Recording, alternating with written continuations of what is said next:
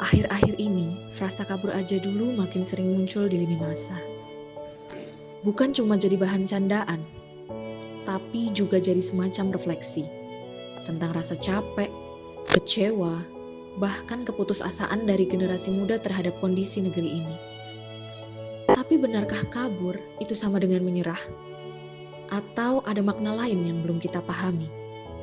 Istilah kabur aja dulu sering dianggap negatif, seolah-olah malas, nggak nasionalis, nggak mau berjuang. Padahal kenyataannya jauh lebih kompleks. Ungkapan ini lahir bukan dari rasa benci, tapi dari rasa lelah. Lelah karena merasa tidak dihargai, tidak punya ruang tumbuh, atau sekedar ingin bertahan hidup lebih baik.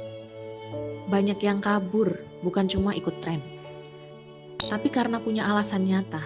Misalnya, Contohnya gaji kecil, biaya hidup makin mahal, kerjaan susah, sistem bobrok, nepotisme di mana-mana. Kabur aja dulu. Apa itu? Mulai dari mana? Kenapa banyak orang yang ngomongin? Jadi tren ini muncul sebagai respon dari macam-macam isu dalam negeri, kayak kebijakan pemerintah yang dianggap kurang, kesenjangan sosial, sampai lapangan kerja yang dianggap minim.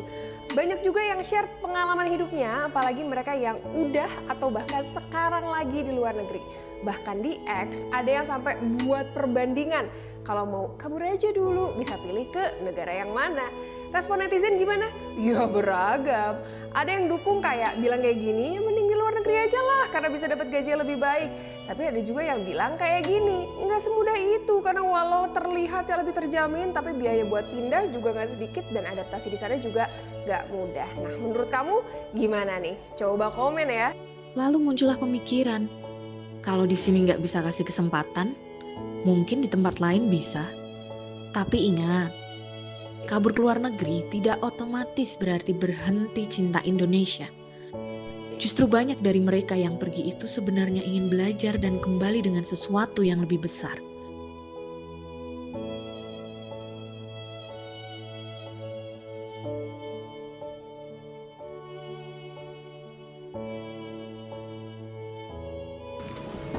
It's very dangerous. I've started to talk. I forgot my presentation. So I have to give some thoughts about optimizing technology for human resource development.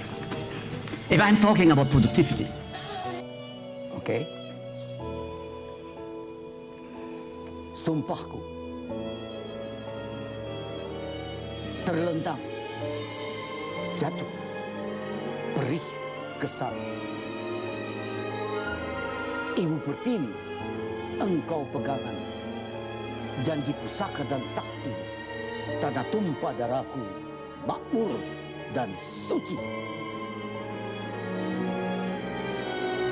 Hancur badan, tetap berjalan, jiwa besar dan suci membawa aku padamu, padamu Indonesia, makmur dan suci. Nasionalisme itu bukan diukur dari lokasi kaki berpijak, tapi dari apa yang kamu berikan untuk bangsamu. Tapi, kalau semua orang pintar dan berbakat itu kabur, tanda kutip, siapa yang bakal bikin Indonesia lebih baik? Nasionalisme zaman sekarang nggak harus ditunjukkan dengan atribut bendera atau upacara. Tapi bagaimana kamu berkontribusi sesuai era dan kemampuanmu.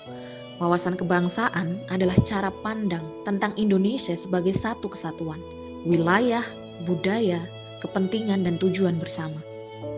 Jadi kalau saya tinggal di Jerman, artinya saya nggak cinta Indonesia. Tapi setiap hari saya selalu bikin konten edukasi untuk para orang tua dan guru di Indonesia. Apa mahasiswa Indonesia LPDP yang dikirim ke luar negeri dan balik-balik bawa ilmu, apa mereka juga nggak nasionalis? Nasionalisme itu bukan soal kita tinggal di mana, tapi apa yang kita lakukan untuk bangsanya dimanapun kita berada. Bahkan karena saya sukses di Jerman, saya bisa membuka lapangan kerja untuk masyarakat di Indonesia. Bangsa ini tidak butuh mereka yang hanya pintar bicara, tapi butuh mereka yang siap berdiri dan berkorban. Mari kita jadi warga negara yang sadar akan tanggung jawabnya. Jangan kabur, jangan diam, mari kita hadir untuk Indonesia. Nasionalisme adalah gerakan kabur aja dulu adalah cerminan melemahnya wawasan kebangsaan, di mana individu lebih mementingkan keselamatan dan kenyamanan pribadi dibandingkan tanggung jawab kolektif sebagai warga negara. Wawasan kebangsaan mengajarkan bahwa setiap warga negara punya kewajiban moral dan konstitusional untuk ikut menjaga keutuhan bangsa, termasuk dalam kondisi krisis. Namun pola pikir kabur aja dulu menunjukkan sikap lari dari tanggung jawab.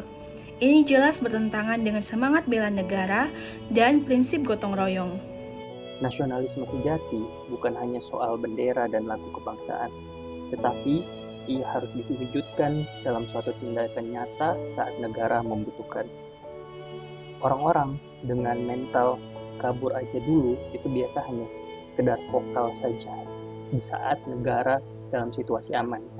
Namun mereka menghilang saat negara membutuhkan. Ini menunjukkan bahwa wawasan kebangsaan tidak tertanam baik di dalam diri mereka. Jika semakin banyak warga yang berpikir asal saya selamat, maka rasa kebangsaan akan tergantikan oleh ego sektoral atau individualisme. Ini bisa menjadi benih perpecahan, terutama di masa krisis nasional atau konflik sosial. Bangsa ini tidak dibangun oleh mereka yang kabur dari masalah, tetapi oleh mereka yang bertahan, bekerja, dan berkorban. Jadilah bagian dari solusi, bukan bagian dari pelarian.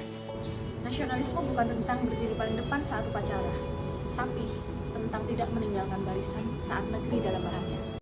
Nasionalisme adalah rasa memiliki, rasa peduli, dan komitmen untuk membangun bahkan kalau itu dimulai dari luar negeri.